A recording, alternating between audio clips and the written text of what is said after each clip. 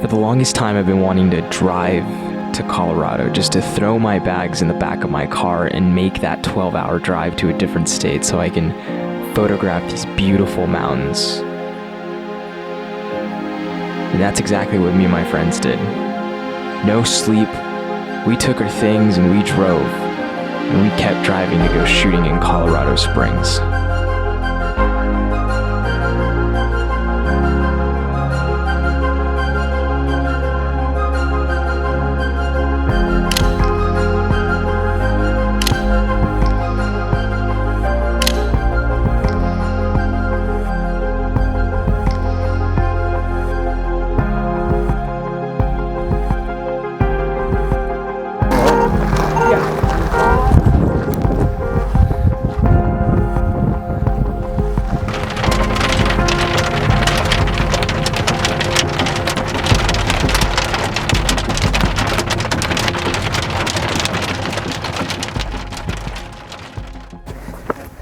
Careful.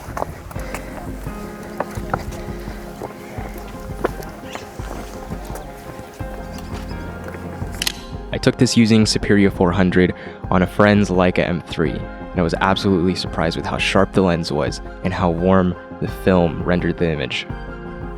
My favorite part of this photograph was the fact that you have so much depth.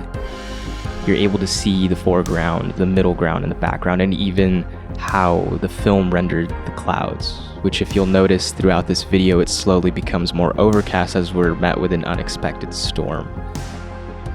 I primarily took photographs using Superior 400 and Portra 400, and normally I do a lot of street style photographs, so I'm a huge fan of Portra 400, but as I noticed after I developed all of my photographs, I realized that Superior 400 and the warmth that it gives off is a lot more useful in environments like this, where I'm photographing landscapes, as where Portra 400 is a lot more useful when I'm photographing on the streets or portraits or a similar subject like that. In this case, you'll notice that Portra 400 really rendered the images very flat, and I had to edit them to kind of bring back that color.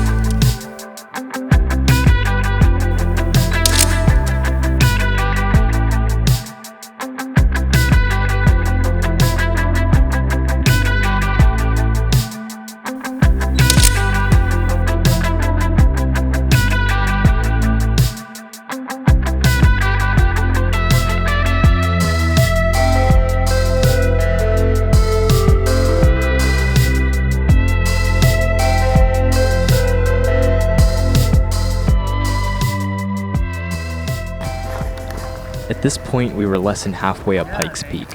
We made a quick pit stop, and I took this opportunity to take a photograph of the mountains that were framed by these trees in the foreground.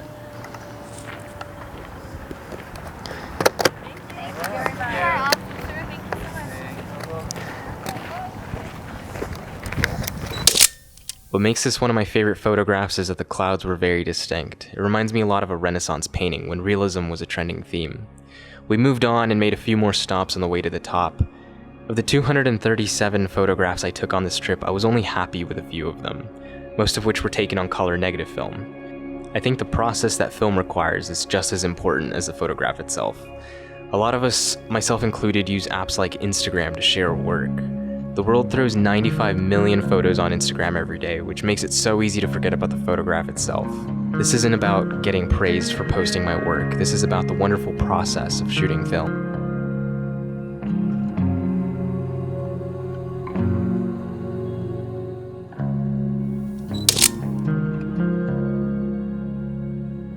Don't forget about the dark side, boys.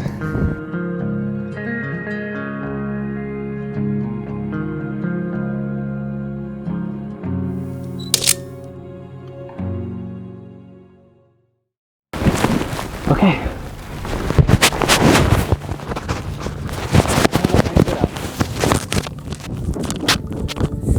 I'm terrible at this.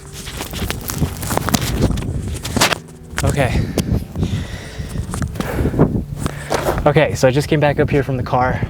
I really wanted to get this photograph. It's really beautiful. I'm breathing so hard because it's such a high elevation and I don't work out. So, all right, let's take this photograph and then head back to the car. Let's do that.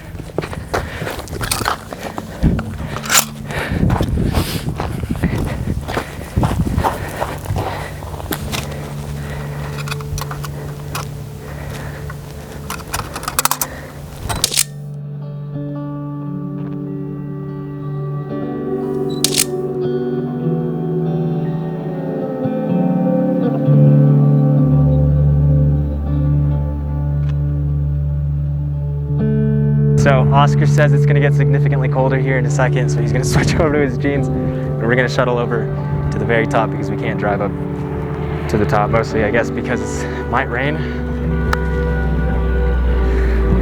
I have Superior now. I've already ran through a couple rolls on Minolta.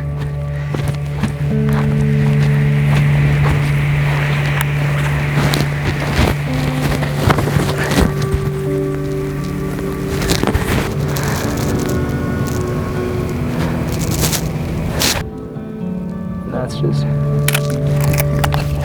beautiful. Even if these don't come out great, I just want to document the trip. I'm pretty sure it might rain soon, so I'm gonna hurry up. I'll see you guys when we get there.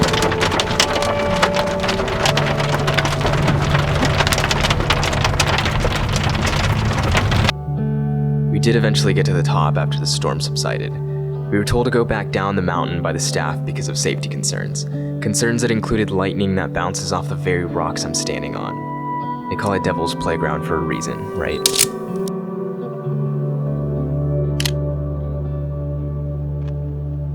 There's something amazing about how unique film renders color tones and how nostalgic photographing on film has been. If you want to see more, you can follow me on Instagram, and if you'd like to support the channel, give the video a like. It helps with the algorithm and pushes the video to be seen by more people. With that, we wrapped up and started our journey back to Texas. And hey, if you liked the video, consider subscribing. When you're down